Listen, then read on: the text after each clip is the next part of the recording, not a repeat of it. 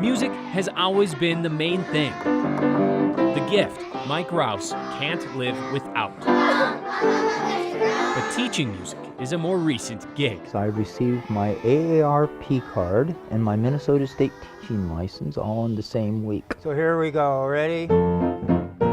Most would not take up teaching teens Elbows up. and tots after turning Here we go. 50. Ready? Then again, 1, 2, 3, 4. never count him out.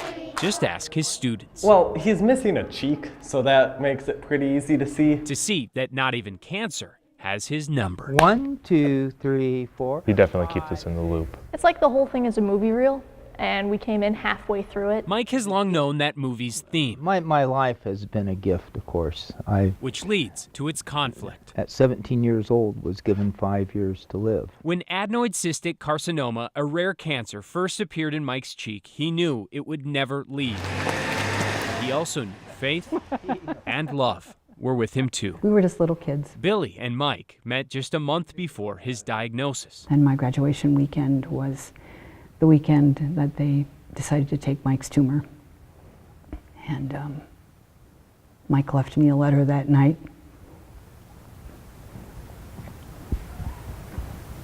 I remember. It was the first letter in what seemed to be a short life sentence. But years passed, and their story of love, life, and death grew longer. I never thought that he would live, so we were just going to enjoy what life we had.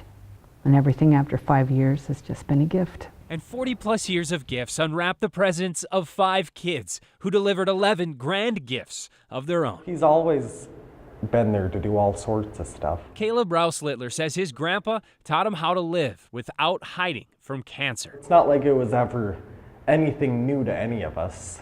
You know, it's always been there. Thank you. Thanks for being here. And now Mike's perspective is everywhere. I don't live with cancer. Cancer lives with me. Mike was the featured guest at an event called The Convenings earlier this month, which aims to help people start talking about and preparing for the unknowns we all face at the end of our lives. You are so positive.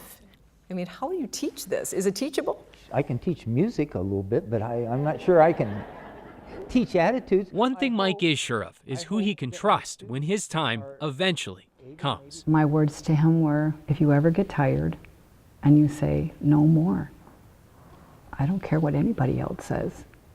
I will honor you and there will be no more. This was my mass from June, which was a tumor in my head. This is also a symbol of that trust. When his cancer returned to his face this summer, Mike had an option to undergo surgery instead of radiation. That would have eliminated the tumor 100%. But it would put an end to my ability to teach. You're thinking about quality versus quantity of life. And so Mike entered radiation with a sunny disposition and a tropical shirt to match. His daughter provided the shades. We received this large box in the mail, and this is what we had. She turned it in to another me, I guess. I didn't know it was going to be quite that lifelike, but I knew that it was coming.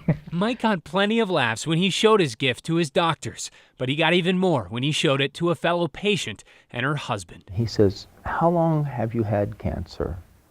I said, "Since 1972. And with that, the tension was kind of broke. He elbows her, and he says, "See, honey, I told you, you could do this." Mike has no plans to stop doing this. He's not a cancer patient. He's a guy living with cancer, but actually, he's a choir teacher. You know, that's just like the side thing. And whenever that side thing threatens to become the main thing, Yeah. this is who he turns to. This is how he notifies his students. And he tells his doctors this. Well, if you keep giving me 5 years to live long enough, eventually you guys are going to get it right, but not yet.